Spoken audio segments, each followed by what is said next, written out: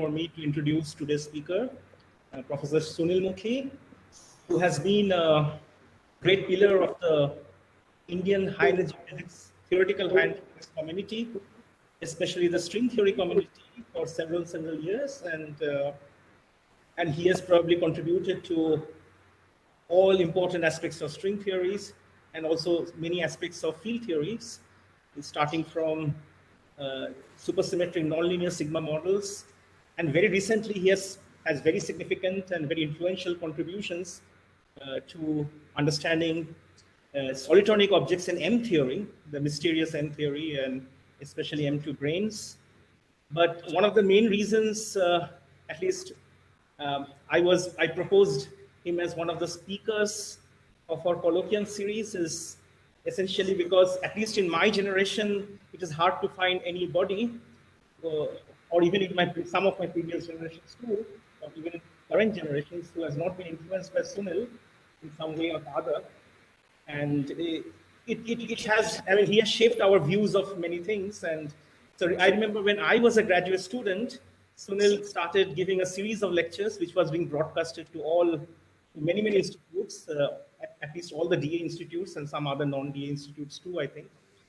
And at that time, he was talking about supersymmetric phenomenology, and LSC was about to start its run, and he influenced us that string theory has a role to make connections with the real world, and it's just not enough to know all this theoretical things in theory, but also much beyond that, and really know other things too. And that actually is pretty influential to me, at least, and I'm pretty sure to many others.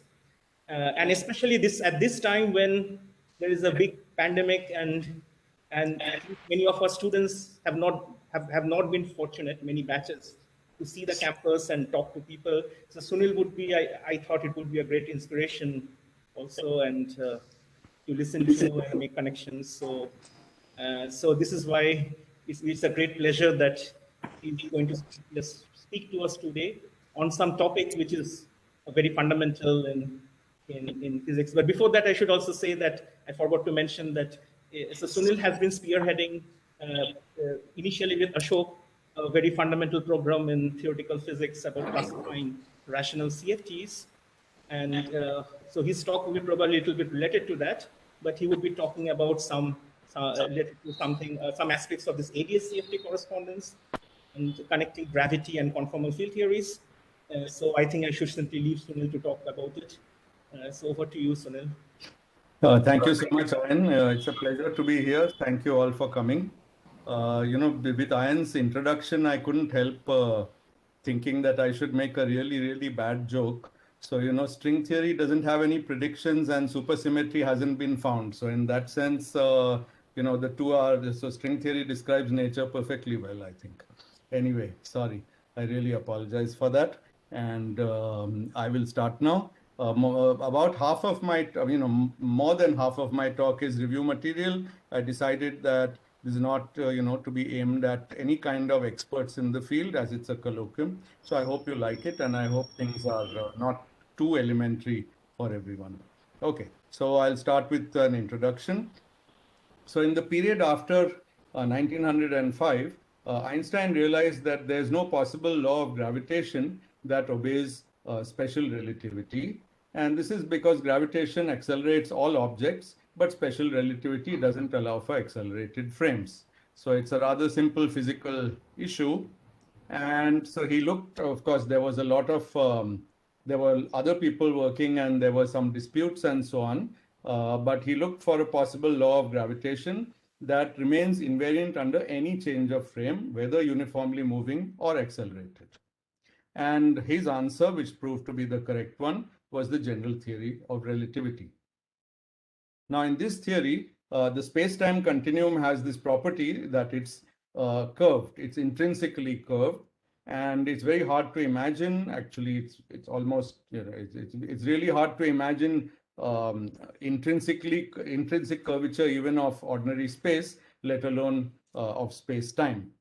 But that's what it is. And this diagram, this kind of illustration is often used to show that the presence of gravitating objects curves the continuum around them. Now, ordinary curved space is characterized by a metric or a distance function that tells us the distance between any 2 points. And yeah, sorry. Yeah. And so it generalizes the concept of distance in flat space. So in flat space, if I have two neighboring points, xi and xi plus dxi, those are the coordinates, then I take the dot product dxi dxi and then take its square root, and that's the actual distance. But in curved space, we allow the distance to vary from point to point. So we introduce a matrix function gij of x, and we say that the distance is the square root of gij dxi dxj, and gij is allowed to vary from point to point. And here the summation over repeated indices is implied. Now, this metric is a tensor, which means it transforms under arbitrary changes of coordinates such that ds remains invariant. So if x coordinates change to y, then g transforms in a certain way, and this whole thing under the square root remains unchanged so that ds can be coordinate independent. This reflects the important fact that while coordinates can be chosen by us, the geometry of space is an intrinsic property of space. Now that much was for spatial geometry, but general relativity says we need to apply this idea to space-time, where time, written as c times t, so that it has dimensions of space, is the first or the 0th coordinate. So we have not a space interval, but a space-time interval, which is given by the square root of this thing. And this is invariant under arbitrary changes of space-time coordinates. So everything is generalized to space-time, which is quite non-trivial. And the fact in general relativity, the fact that this quantity is invariant under arbitrary changes of coordinates, because dx changes, but g mu nu also changes like a tensor.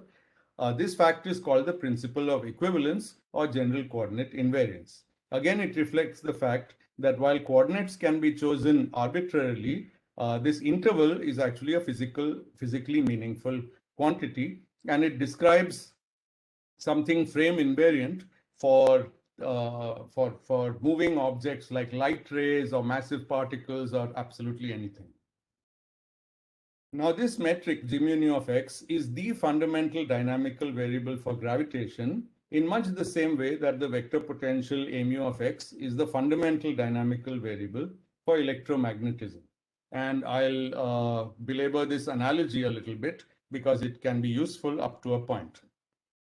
So one thing which we know in electromagnetism is that this vector potential a mu of x, although it's fundamental, it's also ambiguous due to gauge invariance. And this transformation that I've shown here, where a changes by a gradient, doesn't change any equations and doesn't change any physics. So it's only defined up to such possible changes. So it's not really a physical observable. And what are the physical observables? Well, they are the first derivatives of this, namely the curl, as I've written it here. And these are, of course, the components of the second rank field strength, which in turn is a way to package the electric and magnetic fields. And those are gauge invariant. Now, something similar happens with the metric in gravity. It's ambiguous or coordinate dependent due to general coordinate invariance. That is, it changes under change of coordinates. And the local physical observables are actually not first but second derivatives of this metric, namely components of the Riemann tensor. Unfortunately, there are many terms in this formula, so I've chosen not to write out all the terms, but you get the general idea. All the terms sort of look, I mean, there are terms with second derivatives and terms with products of first derivatives. Okay. Now, in electromagnetism, we have Maxwell's equations. And what they do is that they equate one more derivative of the field strength, the divergence of the field strength, to the charge times the electric charge times the current. And the current is viewed as a source. Einstein's equations, though much more complicated, look like a tensor, capital G, which is made from this Riemann tensor, and it's equal to a constant times the energy momentum tensor of the given matter distribution. So both these equations actually have a common form. Left side has second derivatives of the basic object, which is the vector potential or the metric. The right side is a coupling strength multiplied by the source of the field, which is basically coming from matter. In the first case, charged matter. In the second case, all matter. Now, this is what we can say about the classical equations. But of course, nature is quantum mechanical. So these classical fields, A mu and G mu must be converted to quantum operators. And the resulting theories have names. In the case of A mu, it's called quantum electrodynamics. And in the case of G mu, it's called quantum gravity. And quantum excitations of this field A mu, vector potential, those are called photons, while quantum excitations of the metric are called gravitons. So in terms of words and without going into many details of equations, there are a lot of analogies between electromagnetism and gravity. And in fact, you can incorporate the other forces, weak and strong interactions as well. And you get basically a very similar paradigm. Okay. Now, let's look a little more closely. So, of course, we know that converting classical fields to operators is called quantization. And the resulting quantum theory can be often expanded, not always, but most often expanded in a perturbation theory in terms of what are called interaction vertices, which give a nice physical picture of what's happening. So in quantum electrodynamics, there's this famous fermion-fermion photon vertex, 3-point vertex, and basically all electromagnetic processes can be described by combining this vertex in many different ways. So here is electron-electron scattering, and you can see that at the various interaction points, there's the same 3-point vertex of 1 photon and 2 electrons. Now, evaluation of these diagrams is what gives you answers for scattering amplitudes, probabilities, and so on, but it gives formally infinite answers starting from this box-like diagram onwards. And so only the leading order, which is this one, which is like a semi-classical approximation or tree-level approximation, this is okay, but everything else gives formally infinite answers. And this was noticed by all these smart people in the 30s. But another set of smart people working for a long time, actually from, through the 40s and part of the 50s, developed a procedure to renormalize these answers, rendering the answers finite and calculable. So renormalization is a process which takes these infinite answers and makes them finite. Now it looked pretty unnatural, but just for your amusement, let's see what is the result of this unnatural procedure of renormalization. Here is the experimental value for the anomalous magnetic moment of the electron, and below that is the quantum electrodynamics calculation, theoretical calculation. And never in any branch of physics or any other branch of anything will you see such an accurate formula where the comparison between theory and experiment works to so many decimal places. Now, I have a suspicion Bhaskaran would stop me and say, no, but in the quantum Hall effect, when something is 1 by 2, it's really 1 by 2 or 2 by 3 or whatever. That's true, actually. So, but those require certain special miracles. While this is happening, it's really a number which is, determined, which is not exact. It's not any exact integer or fraction. And it's amazing, this comparison. In fact, I wanted to ask that question. Thank you, Mukhi. Yeah, well, when you know people long enough, you can predict their questions. I find that fun, actually. It's a valid point, actually, but okay. I mean, that's what makes that subject also a very high precision subject. Okay, so let's return to quantum gravity. Now, it has some resemblances to QED. Scattering amplitudes can be defined again perturbatively as a sum over vertices, but there are many differences, and turns out those are more important. So here are some of the differences. The photon has spin h bar, but the graviton has spin 2h bar. That by itself may not be a huge deal. The second thing is, of course, that unlike QED, we have no result from experiment with which to compare a quantum gravity theory. The energy scale at which quantum gravity effects are relevant is of the order of 10 to the 19 GeV. It's made up by combining constants in this way, all fundamental constants of nature. It's not something guessed. It's just a combination of h bar, c, and Newton's constant. And in friendly units, this is only about 22 micrograms in mass, or a few grains of sand. So you might say, what's the problem? We can always have a few grains of sand. The problem is that you can't liberate a few grains of sand in a reaction among particles. So it's the liberated energy in a reaction which is the one that governs the scale of the relevant scale. And here you have to liberate this much energy by colliding particles, which means the particles you collide should be also at this energy. Okay, so that's really the difficulty. I believe this problem will be overcome in future. After all, a few decades ago, no one thought gravitational waves could ever be detected, and those people were entirely wrong. So there's no reason why this problem shouldn't be overcome, just that as of today, it's not. Now, another difference, let's go on the theoretical side. Quantum gravity has infinitely many basic self-interaction vertices of the graviton. So unlike the photon, which has only that one 3-point coupling with 2 electrons, the graviton couples like this with itself to all possible orders and couples with electrons and everything else also. So it's much more complicated. And this fact follows from the nonlinear nature of the Riemann tensor R, unlike the linear nature of the field strength tensor in electromagnetism, which is just a linear in the vector potential. Now, in Yang-Mills theory, there is a nonlinearity, but it's quite mild.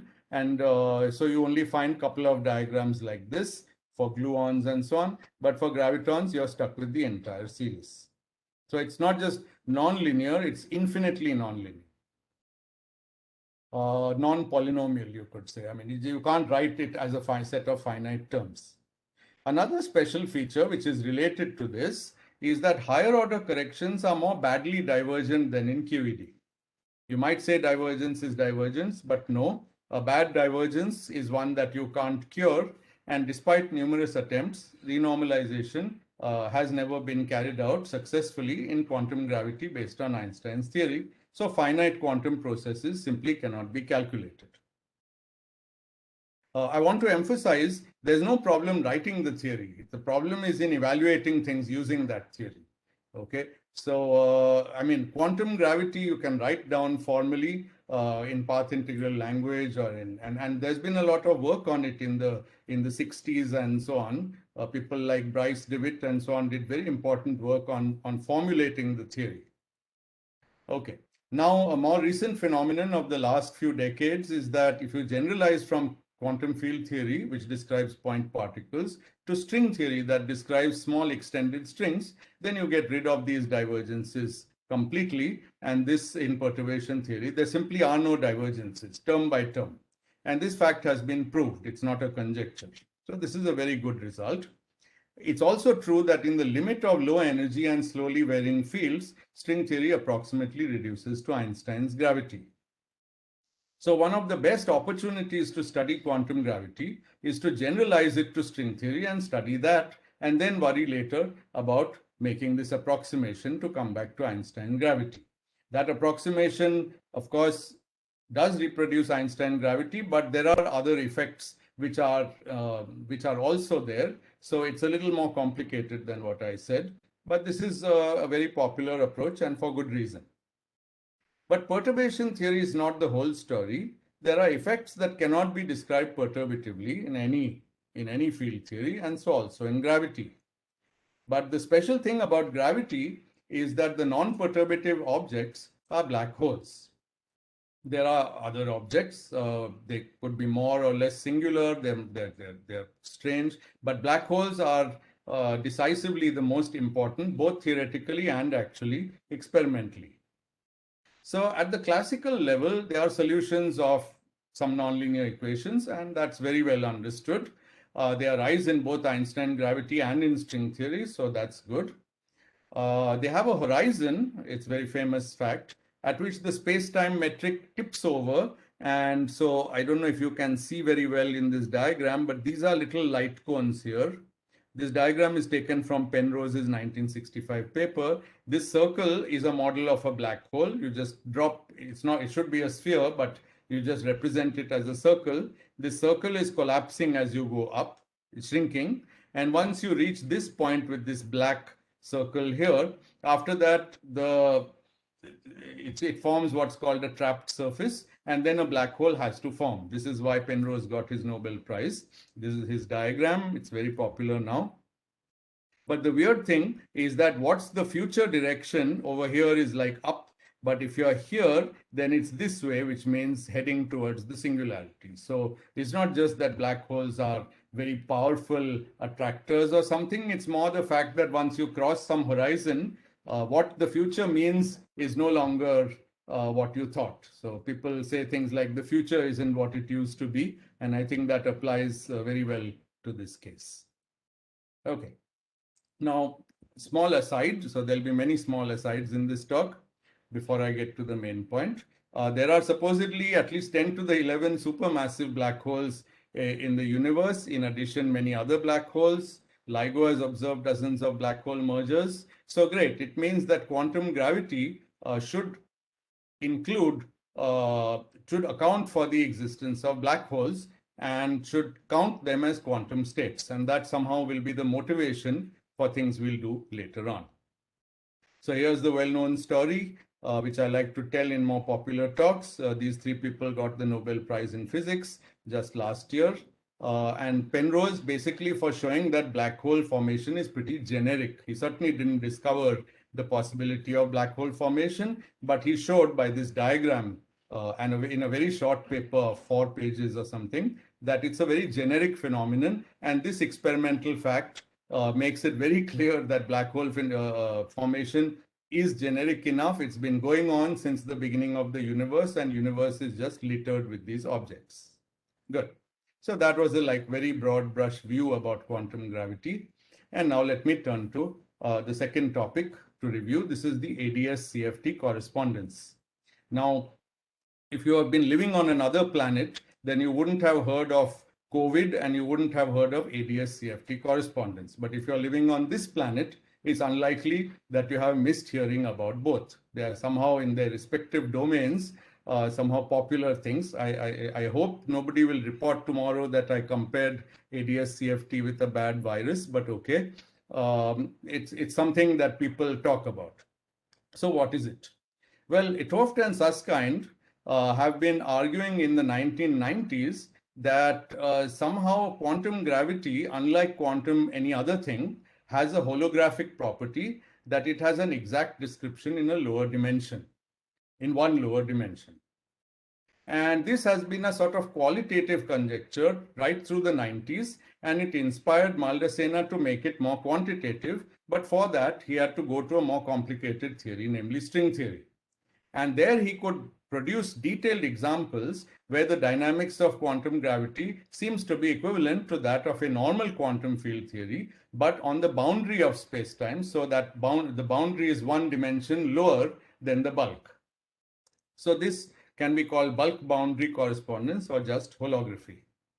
But in his formulation, the boundary conditions for gravity have to be of anti-de Sitter type. That's the ADS, and I'll explain what is anti-de Sitter type. So a very simple fact is that space-times are classified into 3 types according to their asymptotic behavior and which depends on the cosmological constant in Einstein's equations. If it's 0, which is what Einstein thought eventually, then space-time is asymptotically flat and it has a null boundary, which is the weirdest of all actually. If lambda is positive, which is believed to be the case in our world, then the boundary is at, oops, I think I've mixed up, oh dear. I mixed up these two, I'm really, really sorry. The boundary for, this is really embarrassing. It's the second time I'm giving the talk. The boundary for asymptotically de Sitter is at temporal infinity, future past, and it's lambda greater than 0. So from this line, please go down and then go back up. And from this line, please go up and then go back down. Anyway, I think I'll simplify things by showing you a picture. So the first one is de Sitter, where you see that there's a boundary in the far future and far past. This is time. While this one is anti-de Sitter, and you see that the boundary is way out in space, actually in the radial direction, but not in the future and past. Okay. So here, if we go to radial infinity, we find a boundary which still has the time direction, okay, but it loses one space direction. So if we were doing this in 3+1 dimensional space-time, and if it was asymptotically ADS, then the boundary would be a 2+1 dimensional space-time. Here, on the other hand, it's a 3-dimensional space. It's a bit weird, a bit more weird. And here it's a bit more natural because the boundary of a space-time is a space-time. Okay. Now, ADS for space has a very interesting symmetry group. Flat space has a symmetry group, which is the Lorentz group plus the translations. That's called ISO 3,1. But in ADS, the group instead is SO 3,2. It's a weird kind of orthogonal group with apparently 3 space-like and 2 time-like directions. That's not because the space has any more than one time, but this is what the group is. And this group is well known. It's also the symmetry group of 3D quantum field theories, which have scaling and conformal symmetry, and which are known as conformal field theories. So we have a geometrical symmetry in a space-time, but it's also a symmetry of a quantum field theory where it's realized not through the geometry, but as some kind of extended thing, combining scaling symmetry with space-time symmetry. So it has 2 different interpretations, one in ADS for gravity and a different one in 3-dimensional conformal field theory.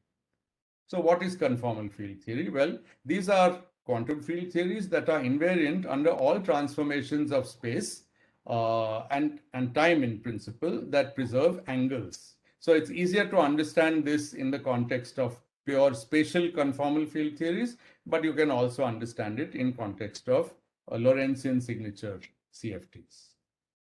So the usual CFTs, the ones in Euclidean signature, arise, well, both kinds actually, arise from concepts of scaling and flow, which are widespread in quantum and statistical physics. And basically, the person who nailed this concept and got a Nobel Prize for it is Ken Wilson, who observed that essentially all statistical and quantum systems flow under a change of scale or under a renormalization group flow to fixed points. And the kind of diagram associated with that is like this. So this is like a diagram in parameter space, and any point here is a set of parameters. But if I take those parameters and I keep changing the scale at which I'm studying the theory, then depending on the direction of the flow, either in the far ultraviolet or far infrared, I'll flow to a fixed point or critical surface. And conformal field theories are the theories that are already on that surface, and they have more interesting maybe properties than the theories which flow to them. They are often considered like a base point to study all quantum field theories, because if I want to study a quantum field theory, rather than start out in the middle of nowhere where I don't know what to do, I'll start on the critical surface and perturb the theory to go away from it and try to understand the resulting theories as flows away from a conformal field theory. So it's a very interesting subject, and it's relevant in lots of different kinds of physics. It has led to many other Nobel Prizes for many other things using these ideas. Okay, so that was a very broad brush survey of CFT, but the ADS CFT correspondence says the dynamics of quantum gravity in ADS4, that is on anti-de Sitter space in 3+1 dimensions, is exactly equivalent to the dynamics of a conformal field theory in 1 lower dimension. And you can replace 4 and 3 by 5 and 4 or 3 and 2 or anything and anything minus 1. This is a proposal in generality. I'm just applying it to our world, where we might have tried to model it as ADS4. Of course, sadly, our world has another problem, which is that it has a positive cosmological constant. And so it's really DS4, but that there isn't very compelling theory of that. Here, there's a compelling theory. So on the lamppost principle, we'll study this first. Sunil? Yes, please. Hello? I thought there was a question. Yeah. I'm sure I heard my name, but after that, I'm not hearing anything. We lost you for a brief moment. Oh, so sorry. Okay. Where did you lose me? So when you said the ADS-CFT correspondence is... Oh, okay, I see. I'm so sorry. Okay, I'll repeat this. So it says the dynamics of quantum gravity in 4 dimensions in ADS space is exactly equivalent to the dynamics of a conformal field theory in 3 dimensions. You can hear me now well? Yeah. Yeah. Okay, good. And I said that this 4 and 3 can be replaced by 5 and 4 or 3 and 2 or anything, and that thing minus 1. It's still a proposal in all the cases. Yeah. Somebody is not muted, so I'm getting feedback. And I'm getting it from Sriram Kumar actually, maybe who has just joined but is not muted. Yeah. Okay. Hopefully that's fixed. Yeah. Okay. So I actually had a question. Please. Yeah, I always had an issue with when you say, I have a quantum gravity. I thought, the metric would be dynamical. Therefore, can okay, is it just me or I'm hearing enormous amount of... Sriram, your voice is getting very scrambled. Okay. I will ask later, maybe. No, try again. It's better now. Okay, so Hello? I was just saying, when you say quantum gravity in a specific metric, I would have thought quantum gravity considering... Yeah, I think I got your question. It's your voice is still very garbled. I think your question is, what do I mean by quantum gravity in ADS4? Quantum gravity is a theory of fluctuating metrics. And so I cheated a bit.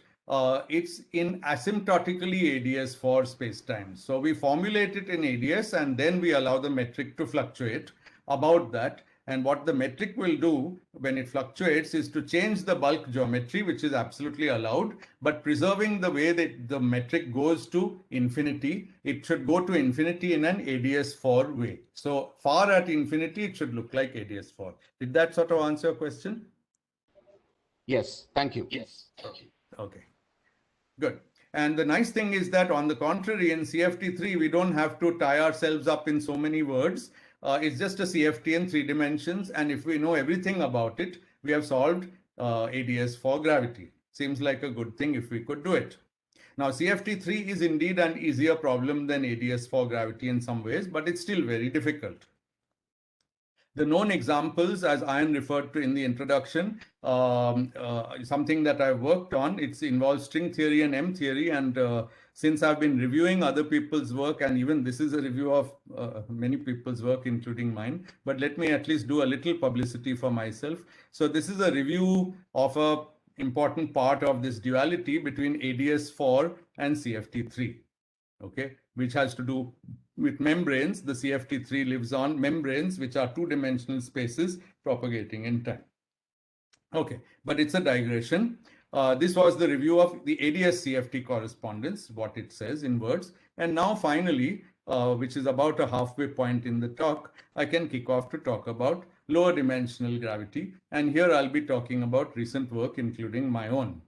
And here, what we've done is we fixed the numbers so that it's not ADS4 CFT3, but ADS3 CFT2. So why? There are many reasons. First, CFT2 is a well-studied subject with a history of at least 40 years, a rich history of at least 40 years, and a less rich history even before that. It's well studied in the context of statistical physics as well as string theory. It's even interesting in number theory, and number theory will crop up in my talk later on for reasons which are not completely clear, although to some extent they are. CFT2 has actually more symmetries than CFT3. You might find that surprising because in higher dimensions, we have more rotations, translations, and pretty much everything. But still, CFT2 is a bit miraculous. It has more symmetries. and so it's more constrained and better understood. Gravity also has fewer degrees of freedom in lower dimensions, so it's easier to study. So it's again a case of lamppost principle. This is where there might be some actual illumination. Finally, and this I think is very important for me personally, being at IISER, we can study this correspondence without using string theory. So it's technically simpler. So I can, for example, get fifth year undergraduates to work on this without having them take a year to learn string theory. It also suggests that string theory is not at all a necessary condition for the ADS CFT correspondence to hold. So if you don't like that subject, you can still hope that ADS CFT is a genuine correspondence for pretty much any pair of theories that you could think of. Okay, so what about 3 dimensions? Now, gauge invariance, as you probably know, says that in d+1 spacetime dimensions, the photon has d-1 independent polarizations. So 3 is the physical space dimension, and the physical photon has 2 polarizations. But if we were in 2+1 dimensions, the photon would have 1 polarization. And if we were in 1+1 dimension, the photon would have no polarizations because there are no transverse directions. Very obvious. Now, the analogous calculation in using general coordinate invariance instead of gauge invariance says the graviton has this many polarizations. And if you put in d = 3, again for 3+1 dimensions, you get 2 for our world. And these are exactly the famous quadrupole polarizations of gravity waves, which come in a variety called plus and a variety called cross. Okay, and this is again well verified experimentally. But in a world of 2+1 space-time dimensions, if you put d = 2 in this formula, the number of polarizations is 0, which is a bit alarming. So let's see what that could mean. Does it mean 3D gravity is trivial? Yes and no. So it turns out that although ADS-3 gravity has no local degrees of freedom in the bulk for this reason, it has boundary degrees of freedom. So ADS has a property that its boundary is very important. Its boundary is in a certain sense closer, or it's at infinity, of course, but in a certain sense, it's more tied to the bulk theory than the boundary of flat space-time. And that's part of the reason why ADS CFT works in the first place. So what it says is, if you look for gauge invariant degrees of freedom, which are local excitations, there are none in the bulk. So there are no bulk gravitons, but there are boundary gravitons which belong to this ADS-3 gravity theory. So in the boundary, you can't gauge away the graviton. In the bulk, you can. Now, in addition, it has black holes, discovered in a famous paper by Barnardos, Teitelbaum, and Zanelli, or BTZ. And just before I started the talk, Bhaskaran was asking me about this work, and more particularly Zanelli, who's an old friend of mine and his and of Nilima and anybody else who's present here who has ever spent time in ICTP, because Jorge was a postdoc there, so was I. But it wasn't during that time, which is the early 1980s. It's much later, in 1992, that this landmark paper got written. And what it says is that in ADS-3 gravity, there's an infinite family of asymptotically ADS-3 black hole solutions. Okay. And this is interesting because these are actually there in the bulk. They are asymptotically ADS-3, but they are black holes. So they are located somewhere, and that somewhere is in the bulk. So it means that 3D gravity has global, if you like, degrees of freedom in the bulk and local degrees of freedom on the boundary. And as a result, there's quite a bit of non-triviality in it, from both of these. At the same time, because there are no local degrees of freedom in the bulk, the problems of divergent perturbation series are avoided. And this is plausibly a renormalizable or finite quantum field theory. So this looks like a very nice place to study gravity, quantum gravity, because it's more trivial than 4D, but not trivial enough to be trivial. Okay. Now let's look at the possible dual theory, CFT2. So the conformal symmetry in 2 dimensions is far larger than what one might expect. It consists of 2 commuting copies of an infinite dimensional Virasoro algebra. If you spend time in ICTP in the last couple of decades, you probably met Virasoro because he was director there for some years. He passed away actually a very short time ago, a few weeks ago, I think. Anyway, again, if you were on another planet, you might not have heard of this algebra, but if you're on this planet, then along with COVID and ADS-CFT, this is probably the third thing that you hear about all the time. So there are 2 copies associated to left and right movers. And oops, I did something terrible. What did I do? Hello, am I still there? You were there, but we lost your slides. So yes, indeed. Okay, let's try this again. Yep, I seem to be back. They are coming up. Yes, yes. Okay, I don't know how that happened. All right. So 2 copies of the Virasoro algebra. Now a single copy has infinitely many generators labeled Ln, with n being any positive or negative integer, and satisfies this famous commutation relation, which importantly says that L with L not only gives another L, but also gives a constant number called the central charge of the CFT.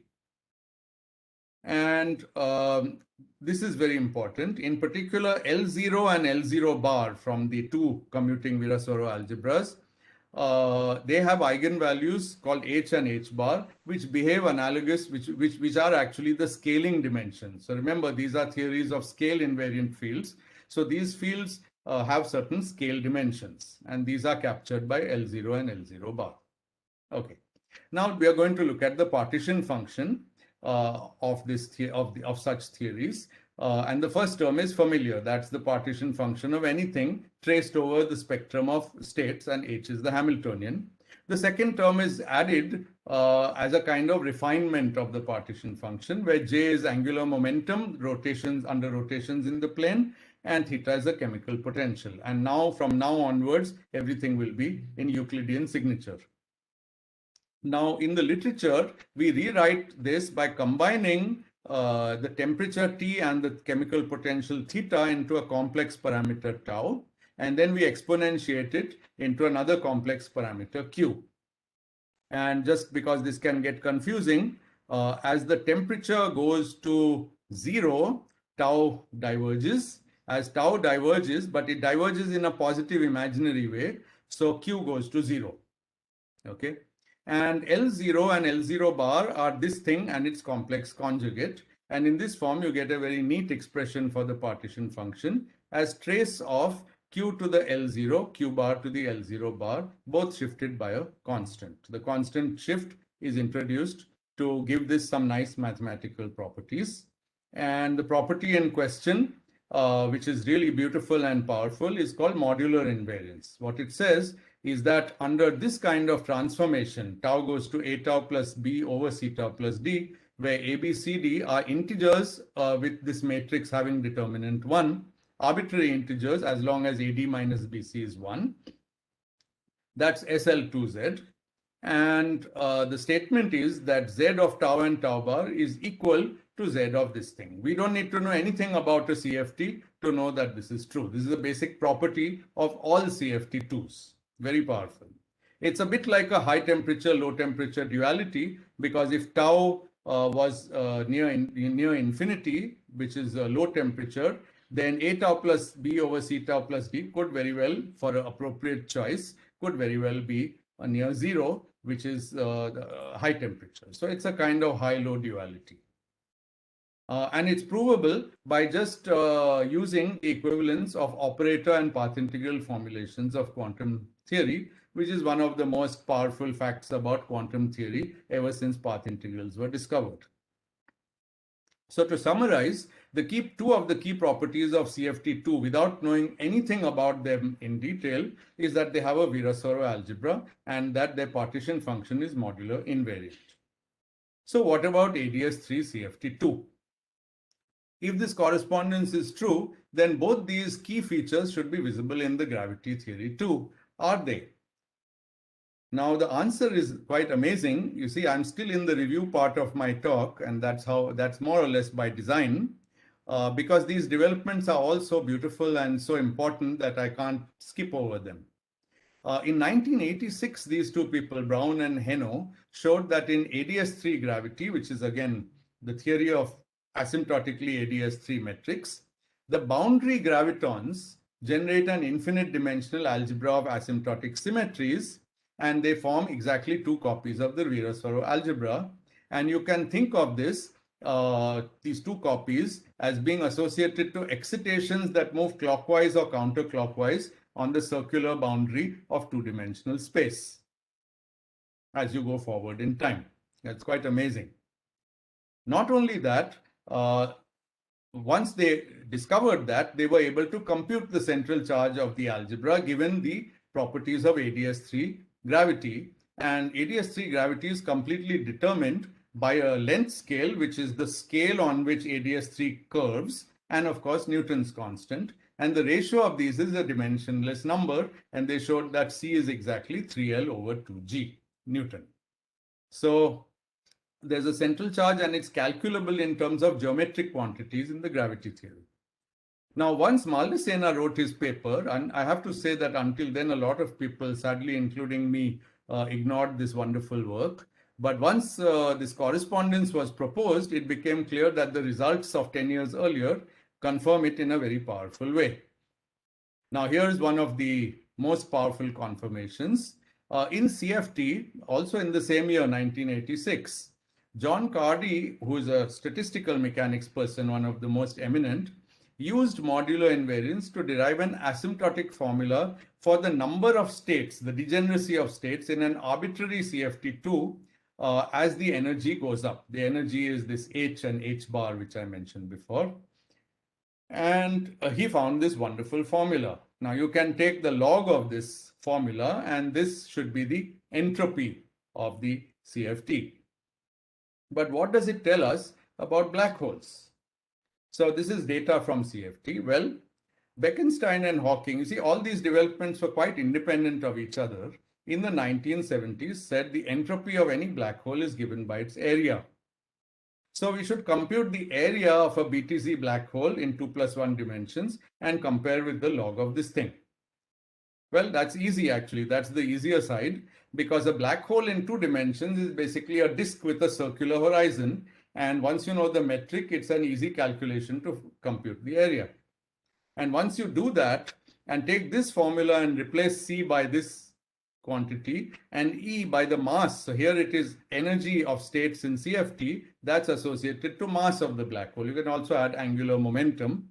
Then you find exactly the Bekenstein-Hawking entropy of Btc black holes. So this is a stunning confirmation of ADS-CFT, all using stuff that was available in the literature much before ADS-CFT. Okay, so now we would like to learn more about 3D quantum gravity and CFT2, given that it has succeeded in a few contexts. Like now we'd like to know more. So to know more, we would like to know more about generic CFT2, because the belief is that very generic CFT2 are dual to Einstein gravity in ADS3. Now, unfortunately, we don't know that much about generic CFT2. But there's a subspecies called rational CFT2, which is much better understood. And these actually are the ones that arose for the first time in statistical physics, like the critical Icing model, 3-state Potts model, tri-critical Icing model, and so on. These were studied since 1984 by this very powerful group of Russian theorists at the time. And there are more general models than these, which also have a Lie algebra symmetry, like SU2 or SUN. Those are called Wess-Zumino-Witten models. Both of these kinds of models have play an important role in critical statistical mechanics. The latter describes systems having the corresponding continuous symmetry. Now here's an aside, and finally then I'll get to the main point of this talk. So this also was mentioned by Ian. So we in 1988-89 initiated a program using modular invariance to classify rational CFT2, precisely the class that I just listed. And we found, and in fact, I'm still working on it over the last 6 years, and some with all these undergrad master's students. And what we found is that this list is very, very, very incomplete. It's generally thought by people who work in statistical physics that once you know Icing, Potts, and a few Vesumino-Witten models, you're basically done. Nothing like that is the case. We found infinitely many new CFT2s which don't look anything like those models. And that's the subject of a different talk. But today so this was not relevant to the present talk. Again, I'm just mentioning it to mention something of mine. And now I'll turn in the last, I believe I have 7 plus 5, 12 minutes, which should be enough. Can I ask a question? Please. Maybe may not be that important, but you said the CFT2 can be used to understand things like Potts model for Q equals 3. Yes, But absolutely. Q equals 3 Potts is a first order transition, isn't it? There's nothing critical. Okay, there is a critical, okay, so just the pure Potts. So I don't know exactly how you reach the critical point in the Potts model case. Icing, of course, has a second order. I think I agree with, yes. Tri-critical Icing also has some line of second order phase transitions. And then the problem, Well, I thought Q equal to 3 works. Q equal to 2 and 3. 4 upwards. Maybe you're right. Maybe I pulled this around. It's actually you might be wrong. I think 3 states still works. 3 states still works. Yeah. And if I may interrupt, the Potts model has a fixed line, so you may have something which is relevant there. So higher Potts models have a fixed line. Okay. I don't even remember these things off the top of my head. Again, you know, if you make a list of all the CFTs that people kind of in the field talk about, it's basically these 3, and you know, there are infinitely many more. But indeed, they are not just some simple Q-state Potts models. They're more they get more complicated once you cross Icing model. I think there's a tricritical Potts actually after tricritical Icing, and then it goes into some kind of devil's territory. That's my impression. Anyway, good. Thank you for that question and comment. So now let me get to the issue of what I call Poincaré series and gravity partition functions. So now we are interested in the partition function of ADS3 gravity. Now the dynamical variable of gravity is the metric, and the path integral is essentially a sum over metrics. And in QFT, whenever we want a partition function, we are told to compute the Euclidean signature path integral where the time direction is compactified on a circle of radius 1 by kt. So again, it's not that we are computing the properties of a Euclidean theory. We are using a Euclidean theory to compute the partition function of a real, that is real-time theory. And this is just a feature of the operator and path integral correspondence I mentioned earlier. A lot of confusion arises due to this fact that it's Euclidean, but I emphasize that it's information about a real-time theory. And the calculation done of the path integral is Euclidean. Okay. Now, what calculation is supposed to be done? Well, we should take Einstein's Lagrangian, add to it, which is this R with root G in front, add to it 2 upon L ADS squared, which is the cosmological constant, and then put this in this path integral and carry out the sum over metrics. That's easier said than done by quite a lot. How to evaluate this? Well, it's highly non-Gaussian because of the nonlinearities in root GR. It's highly non-linear. Even if it was just a little non-linear but non-Gaussian, it would be hard to evaluate except in some simple expansion. Moreover, it has general coordinate invariance, so it needs gauge fixing, so it has ghosts, so it's even harder. So it's really hard, in short. But one can use the semi-classical technique, which is somewhat easier, but still not easy enough. That says, don't try to just evaluate this integral over all metrics. That's just nonsensical. First, look for classical solutions, and which are saddle points, and then integrate over quantum fluctuation around these solutions. This is how you quantize the solitron in field theory. And as in Rajaraman's legendary textbook, to mention one more of the ICTP gang of those days, of course, he's much better known than just being in ICTP, but Bhaskaran, Nilima, and I certainly spent time with him there. So, you know, from his book, you'll find this formula, and all we have to do is apply it to gravity. G classical are classical solutions of Einstein's equation, and eta are fluctuations around them which are only treated to quadratic order. It's an approximation, but believed to be a good one.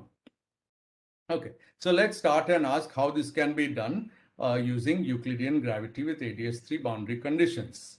Now, the most obvious classical solution is Euclidean ADS3 spacetime, and it's very nice. It's a solid torus. So it's this thing, including the inside. It's three-dimensional. And this torus, the surface of it, is the boundary, which is at infinity, even though it doesn't look like it. Okay, the metric is such that as you go towards this surface, the distance scale measurement gets smaller and smaller. So it's actually infinitely far. Okay, now I mentioned that for a thermal partition function, the Euclidean time should be compact, and this is the Euclidean time direction, and it's compact, so all good.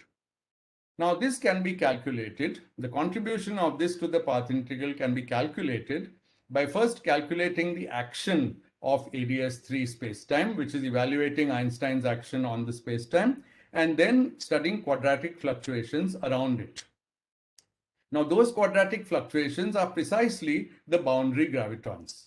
And it's relatively easy to deduce on quite general grounds that this is their contribution. And this function that you see here is something that was familiar to Ramanujam, for example, though he would have taken the product from 1 to infinity. This is a famous modular form called the Dedekind eta function or the delta or whatever, there are various things it's called in mathematics. So, well, this is a beautiful expression and reasonably simple. Q, remember, was e to the 2 pi I tau, and tau was the complexified thing combining temperature and chemical potential. Okay, but this is not modular invariant, so this can't be the full answer. And here there's a very nice idea in the literature that maybe we take this and we have to, first of all, we should add other classical solutions. And we hope that it will render this answer modular invariant. That would be something we could check. And the classical solutions we want to add are the famous Btc black holes. They look quite similar, at least one of them looks similar with the Euclidean time direction like this instead of like that. Is the other cycle of the torus, which is a very fundamental difference. So the idea would be, now the interesting thing is that this black hole is nothing but the ADS space with the role of this circle and this circle interchange. That's why this one is time. And that interchange is an SL2Z transformation. So I mentioned that there are an SL2Z family of BTZ black holes. And actually it turns out all of them are nothing but SL2Z transformations of Euclidean ADS3. So once I know the answer for ADS3, all I have to do is put in this gamma factor, which sends tau to A tau plus B over C tau plus D, and sum over all gamma in SL2Z. You'll notice that I'm never sure whether I'm saying SL2Z or SL2Z. It's a perpetual problem. Okay. Now, such a sum over SL2Z images is called a Poincare series. It's manifestly invariant under the group and therefore achieves modular invariance. Basically, if I make an SL2Z transformation on any term in this series, it goes to a different term in the same series. Since I'm adding up everything, the sum is invariant. Now, this sum was evaluated many years ago by Maloney and Witten, and though it was a real tour de force calculation, it turned out to have many problems. One, the result is divergent and needs regularization. Two, after you regularize, it has unphysical terms corresponding to negative degeneracies. So that's very unphysical. It should be a partition function, but this process gives negative answers. The result does not exhibit a discrete spectrum of states, which may or may not be what you expect.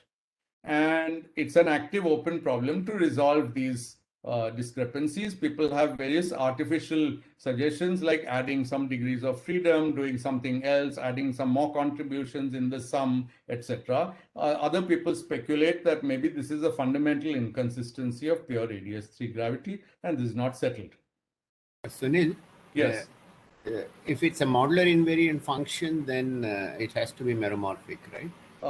No. So it has to be, otherwise, or a constant. No. It's not meromorphic. It's not holomorphic locally in the first place. So okay, yeah, okay. It's a non-holomorphic modular form, which is a whole okay. different, which is Yes, a whole thanks, can of thanks, worms, thanks. as you know. Thanks. There's Thank no you. holomorphicity in the Yes, model. absolutely. And Thank you. Yeah. Okay. Now, another speculation, which also is a way to explain this, but it has other motivations, is that maybe gravity isn't dual to a single CFT in low dimensions. It's dual to a statistical average of CFTs. Now, this is again, a subject of a whole other discussion, but there's evidence from other examples, not involving ADS3, that what you get is not a CFT in the dual, but an ensemble average. And yet we believe that for 4-dimensional ADS, what you get as the dual is a single CFT. So the issue is not settled, and it's a very live discussion. But the interesting thing is that there's a motivation in terms of manifolds of wormhole type. And you'll see some, but I don't have the time exactly to review what a wormhole is. But basically what you should think is that there can be manifolds like this torus, which I've drawn here, but which have multiple toroidal boundaries, not just one. I could have perhaps given you a picture. And if you allow those manifolds, then those are the so-called wormholes. They have multiple boundaries, and there should be a CFT2 on each of the boundaries. And somehow this communication between different CFTs on different boundaries gives you this statistical averaging. So that's the physics explanation. And now this is what we set out to explore, but I'm out of time. So I hope I can have, I have 1 minute. So if I can stretch it to 5, I think I'll manage. So what we did was to study this Poincaré series approach, but transport it to the context of rational CFT. I think I have only 2 slides. And what we did was to focus on unitary SUN Wessumino-Witten models. Now, these were studied in the 1980s from the StatMech point of view. And these people, and I'm sure you know that Icing particularly was a legend, and Zuber are legendary figures in this subject. Showed that for a given set of symmetries, for example, if I say I have SUN for n equals 7 or 10 or 25, then there can be finitely many different conformal field theories, all with the same symmetry, but with different partition functions, each of which is modular invariant. So we asked the following questions. First, is it possible to evaluate the Poincaré sum for a generalized gravity theory with these symmetries? Second, if so, does it match the partition function of a single CFT in this family, or is it a linear combination of many? If it's a linear combination of many, can that combination be interpreted as a statistical average? Not every linear combination can be a statistical average. It should be a combination with positive weights or non-negative weights, which you can then normalize so that all the weights add up to 1. Then it's a statistical average. And if yes, again, then we have a test, which is to consider these wormhole 3 manifolds and ask the following question. If the averaging interpretation is correct, then for such manifolds, we should find an average over products of CFTs, one for each boundary. This is a non-trivial statement because naively, you would find the product of averages, and everyone knows that the average of a product and the product of an average are not at all the same thing.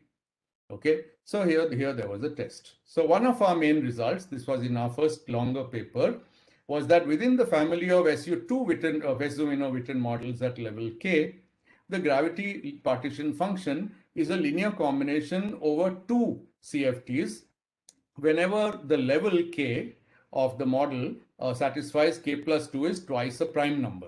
So here is where number theory enters. And for all such cases, as a function of P, we could calculate the Poincaré series for gravity and found that it's an average of precisely these 2 theories, but with a positive weight. Remember, P is greater than or equal to 3 in this. Well, you can't remember that because I didn't say it, but it's true. It could be 2 also. It doesn't matter. It can't be 1. So these are non-negative weights. So that was already very encouraging. But then under some natural assumptions, we found that if you have many boundaries, then the partition function of gravity with multiple boundaries is the same weight as this, multiplying the product of all the CFTs, plus this same other weight multiplying the product of these other CFTs. So this is an average of products, not a product of averages. So this was very good. So these were kind of things we worked out. let me just say that this gravity, the dual gravity to these CFTs, is not the Einstein gravity. It seems to be some sort of topological version of it, which is formulated as a Chern-Simons theory. So I won't get into the details of that. Sunil, Yes, that's a quick please. question. So in this formula, this tau i's in principle are different. No, actually, right. The tau i's, yeah, the tau i's are certainly different in principle, but the SL2Z transformation acts the same on all of them. Oh, so this is like the generalization of the Witten-Mirzakhani. Something like that, yes, yes. Okay. In a second paper, we extended this to SUN models with an arbitrary number of modular invariants, just to show that this is not some fluke where there are only two possible CFTs.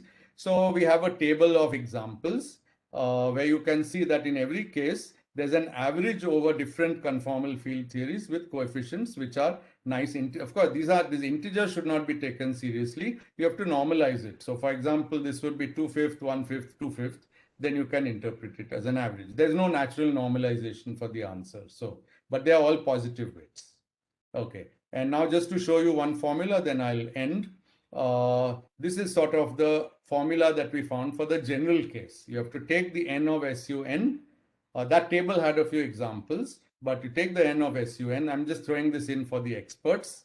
Then you define an integer m, which is n if n is odd and n by 2 if n is even. Then you find the prime decomposition of m. Then you calculate the divisor function, which is the number of divisors of this m. And then you define a matrix whose size is this sigma m, cross sigma m, called DKL, which turns out to be like this, where pi are the prime divisors of n.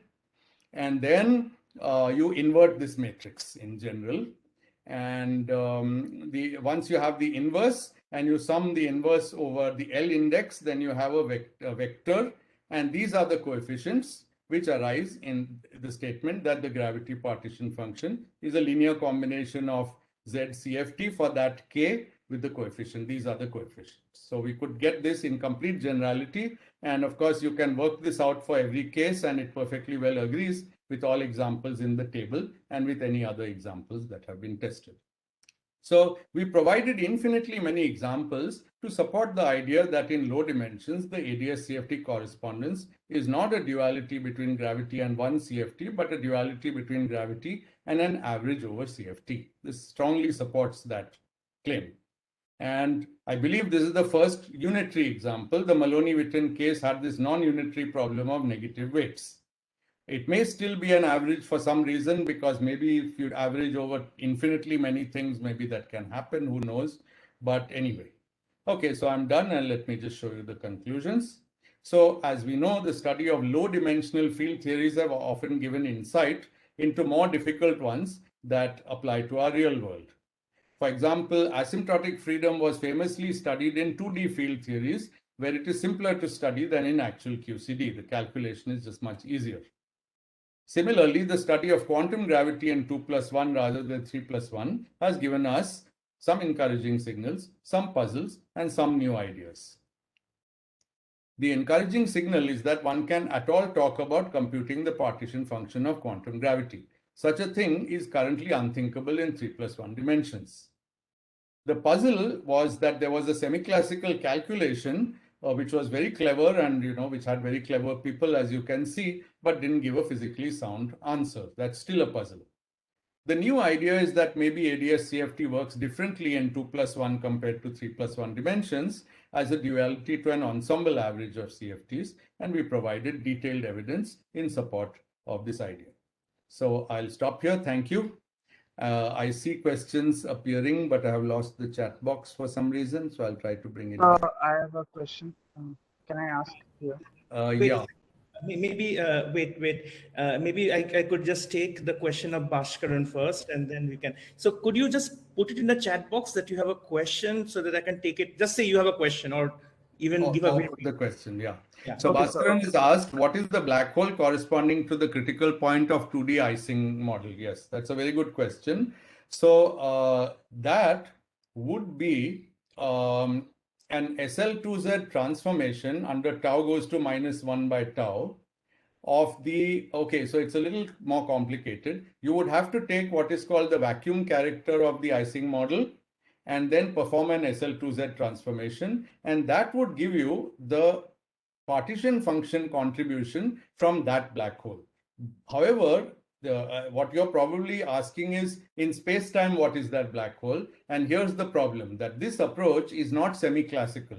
So it doesn't have a space-time interpretation as a semi-classical space-time. It's a tautology. I mean, unless you are doing a semi-classical calculation, you, even in quantum gravity in principle, if you don't do semi-classical computations, you will only know states and operators. You won't see space-times at all. Space-times are intrinsically semi-classical.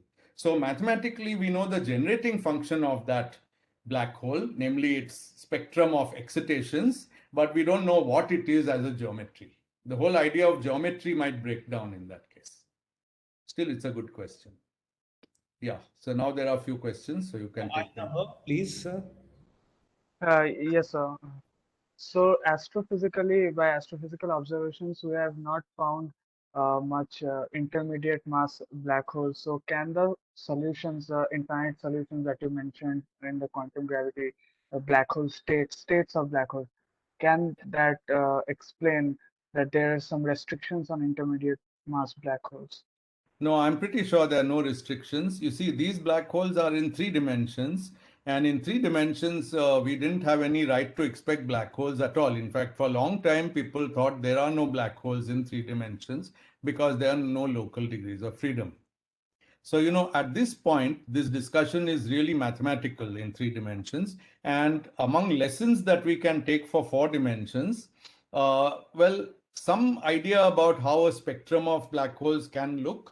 But what is probably true in 4 dimensions is that black holes don't have any restriction on their masses. So here this SL2Z family gives you some kind of restriction on the pair mass and angular momentum. Even so, it doesn't give any meaningful restriction, because essentially you can generate any mass and angular momentum by an SL2Z transformation from the non-spinning black hole. So even if we could take the lessons from 3D to 4D, it doesn't give any restriction. So personally, I don't believe there's any restriction on intermediate mass black holes. I think the problem of those has to do with cosmology, whether they were formed in abundance and whether they're still there. I mean, the lighter the black hole, the more likely it is to evaporate in a hurry. So, Okay, sir. So I have another question.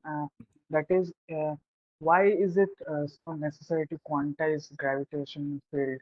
I mean, like the in the astrophysical events can be explained through metric tensors, and the gravitational waves can already be explained using the linear and nonlinear perturbations in metrics. So why do we need to quantize? And unlike nuclear and weak forces, where we need to go down to very small scales, and there we need to take considerations of the quantum world. So why for gravitational field? Yeah, well, you know, even in gravity, we can't say that we don't need to go down to very small scales. The fact is that the small scale, which is 10 to the minus 33 centimeters, is inaccessible to current experiments. So anticipating the fact that someday an experiment will see either indirect or direct signature of that kind of scale, because why not? We try to quantize gravity to get an insight into what the theory would be. Now, it could be that even at arbitrarily small scales, it's not a quantum theory. That would be very strange. I personally find that option very strange. But it's true that we don't have any experiments at those small scales which would force us. I mean, I think of quantum mechanics. Nobody really stopped quantum mechanics being formulated a century earlier, but experiments of the 20th century forced people to invent it, because otherwise they had experiments with no explanation. So quantum gravity is not in that category. It's not something we are doing because we are forced by experiment, but it is something which is preparing the ground for future experiments to be confronted. Okay, that sir. I'm pretty sure is the case. And also, it must be very important at the very beginning of the universe. I mean, at cosmological epochs. Absolutely. So at cosmological epochs, obviously, we were interested in this very small distance. Unfortunately, all the effects of that initial few minutes are washed out by inflation and all that. So again, experiments are not very good at telling us about that. Okay, sorry. Okay, thank you. Give other people also a chance to ask, maybe. Raj, if you are not leaving soon, will you like to ask now, or you can wait until Surya asks question? No, let Surya ask and then I can ask after. Okay. Surya, please ask your questions. So I had like a crude basic question.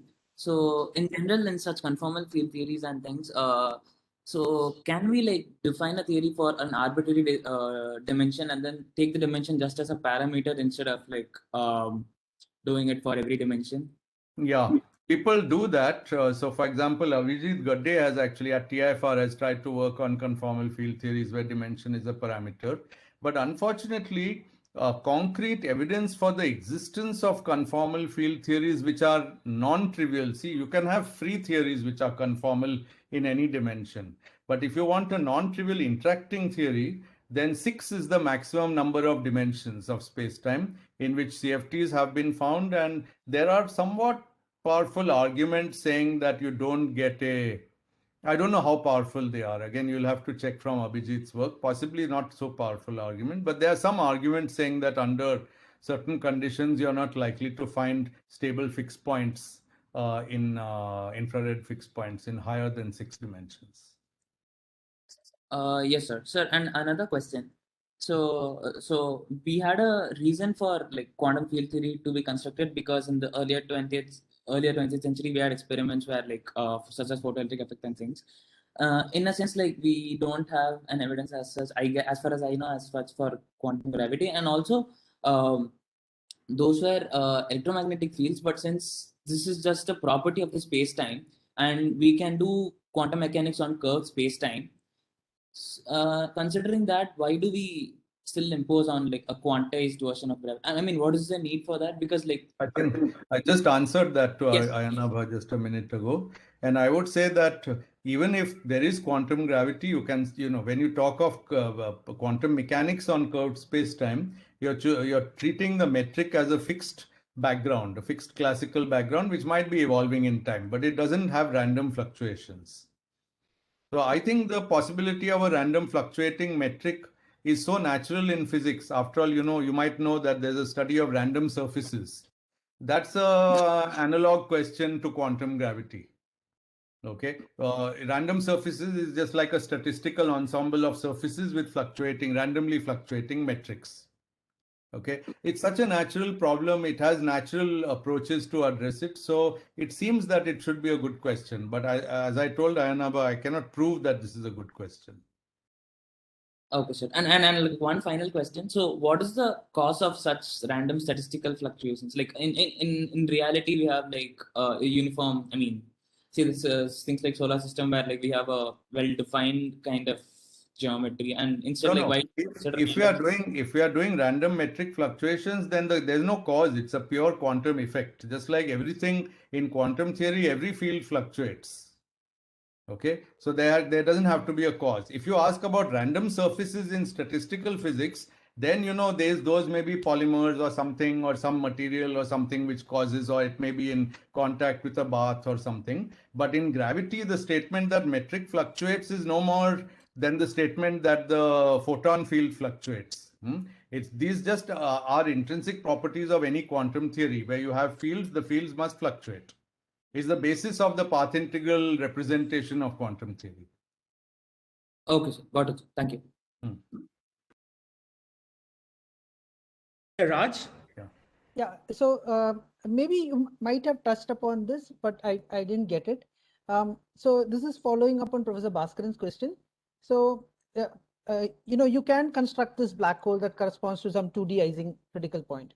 But from there, how do I go about trying to look at what the critical exponents are?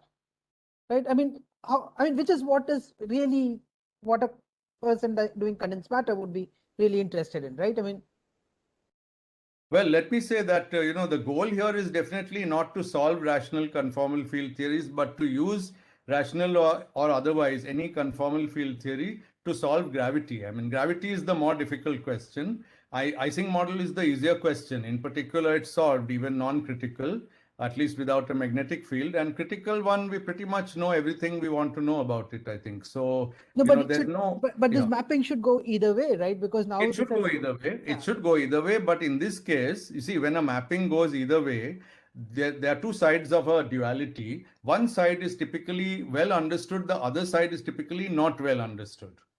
So in this case, it's the black holes in ADS3 gravity, which as quantum states are not well understood. You can understand them classically, that's fine. In the case of Icing model, you don't even understand it classically. You only have a quantum formula for its partition function. But it's that which we want to learn starting with something known about the Icing model, not the other way around. So I should say that ADS-CFT has been used in many contexts to learn about condensed matter type systems starting with gravity. But in those cases, the gravity description is easier and the condensed matter description is hard because of strong coupling. So that's a different use. Actually, I should say that for gravity people, that's almost disappointing. It's very nice that gravity is used, but usually it's classical gravity. So the basis of this ADS, CMT, and so on, at least in early days, was classical gravity can tell you something about a strongly coupled system. And usually what it told you is that the strongly coupled system is simpler than you think once you formulate it in gravity variables. Okay. But here the goal is exactly the opposite. It is to use the known properties of CFT2 to get insight into unknown properties of ADS3 gravity. Okay, so so what I can see from here is that there is a duality that you're just exploiting. Knowing that you know one end very well and then the other end is then you make connections to the other end, which is maybe much more harder question to solve. Yeah, in fact, I'll say a little more about that if I may. Sure. What usually happens is, you see, if you just assume a duality, then people will say this is nonsense. What basis do you have to believe in it? On the other hand, if you can prove a duality in an easy way, people will say, then what's the use of the duality? It's just a change of variables. There's nothing more to it. So the good dualities occupy a middle ground. You can prove some aspects and then you get courage to assume it as a principle, and then you use that principle to make predictions using the known side for the unknown side. So in this case, the proofs are, for example, this relation between the Bekenstein-Hawking entropy of the black hole and the Cardi spectrum of state, asymptotic spectrum of states. These are two independent calculations which can be done and therefore compared. Okay. So these kind of, and then just the existence of Virasoro symmetry on both sides, again, independent calculations. Now, once you've done all that, you say, okay, now I'm not going to spend my time trying to prove the duality. Now I'm going to use the duality.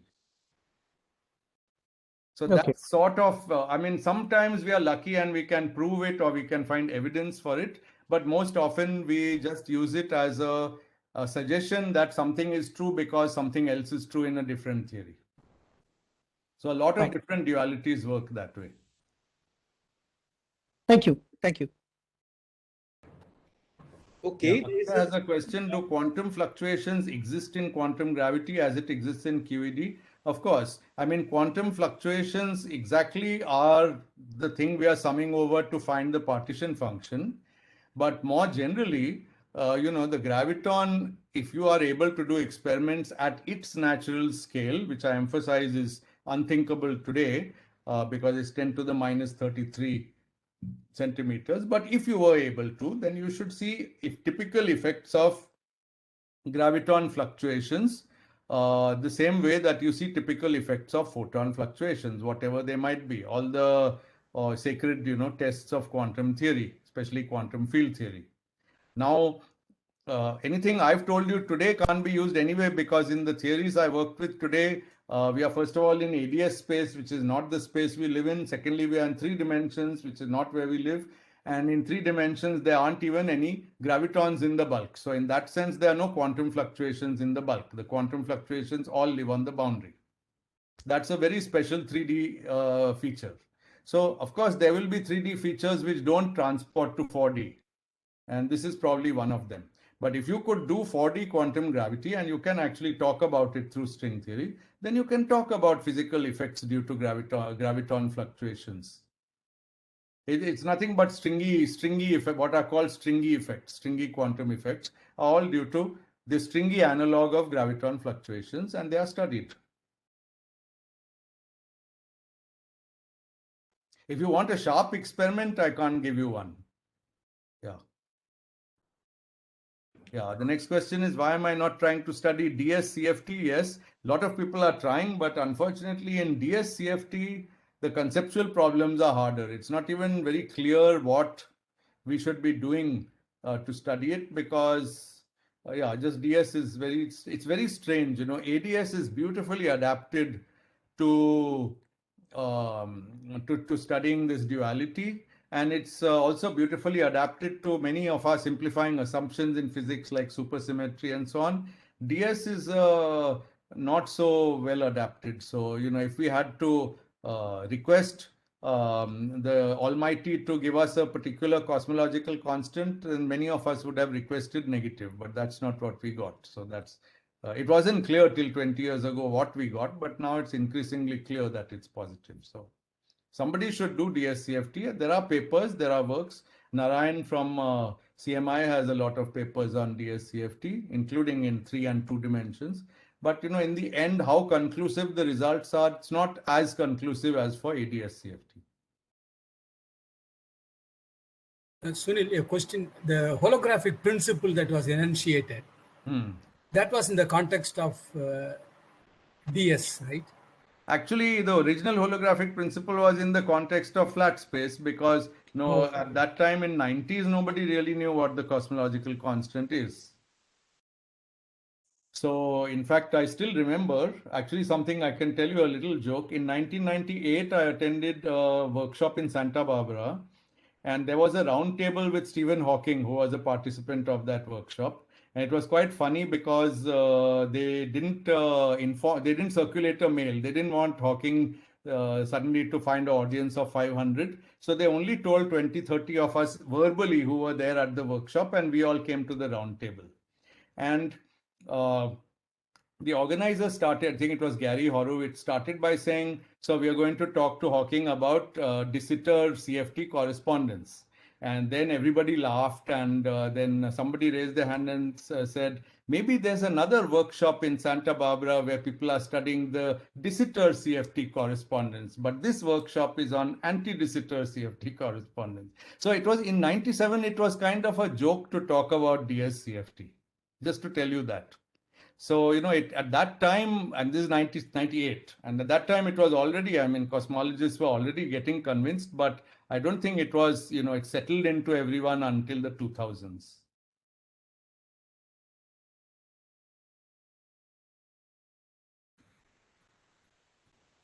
Sorry, another short question. Yeah. You mentioned about linear combination of conformal field theories. What does it mean? Is it direct product of two Hilbert space or two it's not a direct product of Hilbert space. It's literally that observable in gravity is equal to an average of observables in CFT. So it's the same in some sense. So partition function is if you like, you can promote it to be an observable because it's a physical quantity associated to the theory. So the partition function is an average of partition functions. Now you can ask, what about correlation function? So yeah, these are questions that are still alive, but not very clear what to do with them at the moment. They are very much alive questions.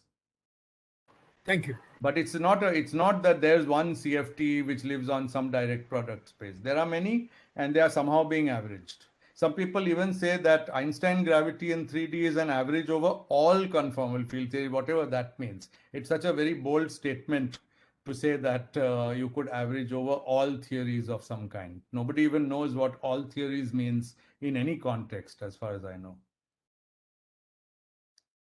So there's a question, is there any feature of ADS that is not in total correspondence with CFT? No, so far none has been found. So no contradiction to ADS-CFT has been found.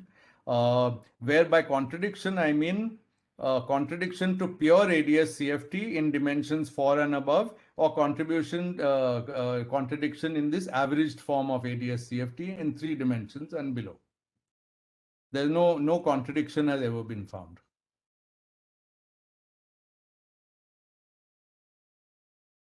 This question was asked privately, so the rest of you can't even see it. But anyway, it doesn't matter. Sunil, I have a question. So there has been claims also of specific CFT, specific gravity correspondence even in the context of 3 dimensions, right? Like gravitational field. So in your case, is it important that this gravity is not unitary? It's like some truncated version of. Sorry, what was the claim you said? I mean, Rajesh and Gabriel have claimed specific CFTs dual to certain specific gravity. Yes, but I think their claim, that is true. So, I mean, it can, the exact duality is a special case of the average duality where one of the weights is 1 and all the others are 0. So you could argue that, there is some privileged class of CFTs whose gravity dual is exactly dual to that CFT. By the way, it's not so hard to come by. Even in our examples, in SU2, for example, there are cases where there's only one modular invariant. There are not more than one. In that case, obviously, gravity is dual to the unique CFT of that type. But your gravity is not unitary, right?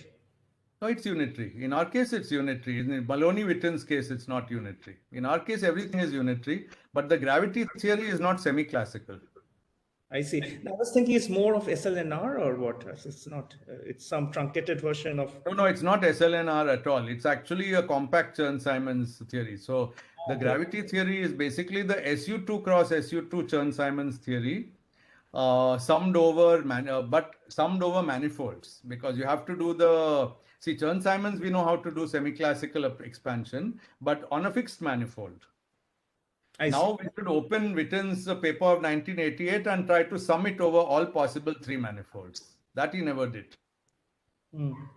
Yeah, but then I have a very stupid question. How can a unitary thing be an average of something? Typically, when we average over unitary theories, it would give me non-unitary. First, let me say that I'm using the word unitary as a proxy for maybe positive or Hermitian, because here the ADS-CFT correspondence is between Lorentzian signature theory, and Euclidean theory cannot be unitary or not unitary. Okay, it's the Euclidean version of it. So it's the Euclidean thing which is averaged. But suppose it's unitary, you know that in QFT, instead of unitarity, the Euclidean QFT is supposed to have, even Euclidean QFT is an abuse of language, but it's supposed to have something called reflection positivity, satisfying Osterwalder-Schrader axioms and all that. So something like that here. We are simply saying that it's not manifestly non-unitary in that sense of having negative degeneracies. I understand. But suppose I do the following. I try to study Lorentzian time evolution in your gravity theory, right? It's a unitary process, and that has to be somehow captured by the average of CFTs on the boundary. I don't see. No, I also don't see. It's a good question. I don't know how to do this. It might be fun to try and do it. Or it might be fun to just look at the average and conclude something. If you have some theorem true in the Euclidean theory, then automatically unitarity becomes true in the Lorentzian continuation. But for gravity, I don't know how well that's understood. Of course, it should be so, because, the whole Gibbons-Hawking Euclidean gravity approach is based on something which is Euclidean. I mean, you can always ask, what is Euclidean gravity? It makes no sense. It is a theory of some fluctuating things in Euclidean manifolds, but it makes no physical sense. So, but Gibbons and Hawking bravely said, no, but it's the correct path integral to do for real gravity. So that question is quite largely, it is explored at some overall level, but in this context, it's not explored. Thanks. Thanks, Sunil. So maybe we can thank Sunil for this beautiful colloquium, and we can have a little small informal chat if Sunil is still up for it. Yeah, I'm up for it. I think you should let most of your 49 participants go away. I think a lot of people are bravely hanging on, maybe because they are my friends or something. Okay, let's then give a very big hand to Sunil for this wonderful colloquium and staying over and taking so many questions, and also, and we hope to see him again in the campus in physics. It was a wonderful talk. Thank you, sir. Thank you so much. Wonderful audience.